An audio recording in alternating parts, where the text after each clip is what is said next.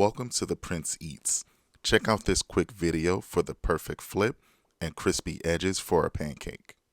Detailed instructions are in the description. If you guys enjoy this video, please like, comment, subscribe, and share. Let's get right to it.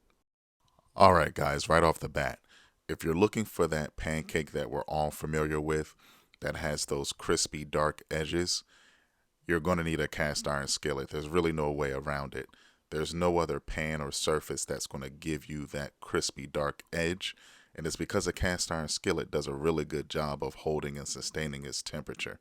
A cast iron skillet is bottom heavy, and it does a really good job of maintaining its temperature.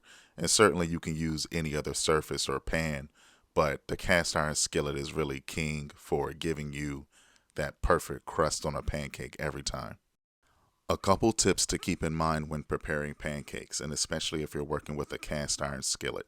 You want to make sure that all of your ingredients are nearby.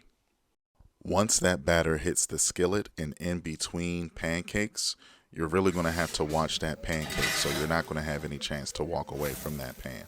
The second tip is, if that first pancake doesn't come out well, don't be alarmed. In fact, if the first pancake doesn't come out well, that's really a good thing for you, because it'll give you an indication of whether or not you have to turn up the heat or turn it down. Once your skillet is preheated on medium, you can go ahead and add your butter. And you really only want to add butter in the center of the pan where you know you're going to pour your batter.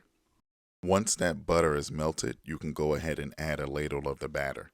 You really want to add it into the center of the pan. And if you see like how I'm doing here, I'm just spreading it around just a little bit to give it some even surface. Another tip is to use a thick batter. You might have to reduce the amount of water or milk that you include into the mix.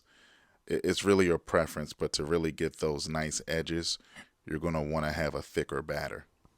Once the batter is in the pan, let the pan do its thing. The indicator that the pancake is almost ready to flip is when you see bubbles forming around the outside and interior of the pancake. And when that happens, you can go ahead and add your berries, bacon, or any other toppings right on top of that pancake. And really not long after you add those toppings, you can get ready to flip the pancake. When you're ready to flip the pancake, slide that spatula as far under as you can and give it a quick flip. As you can see, that one came out really good. Once you're satisfied with how that first or second pancake looks, it's easy from there. You're just going to repeat all of the steps. Here's another tip. If you want pancakes that have even color, you want to make sure that that pan is in the center of the burner and that you're pouring the pancake batter into the center of the pan. What this will do is reduce discoloring on the pancake due to inconsistent heat zones on the pan. As you can see, pancake number 2 came out looking pretty good and is pretty consistent with that first pancake. And we have the same result with pancake number 3. Another pro tip is to use a spatula with a wide surface area. Here I'm using a fish spatula, and again, it's a little bit unconventional, but it serves a good purpose because it's so wide and it's able to get up under so much of the pancake that I really don't have to worry about any splatter.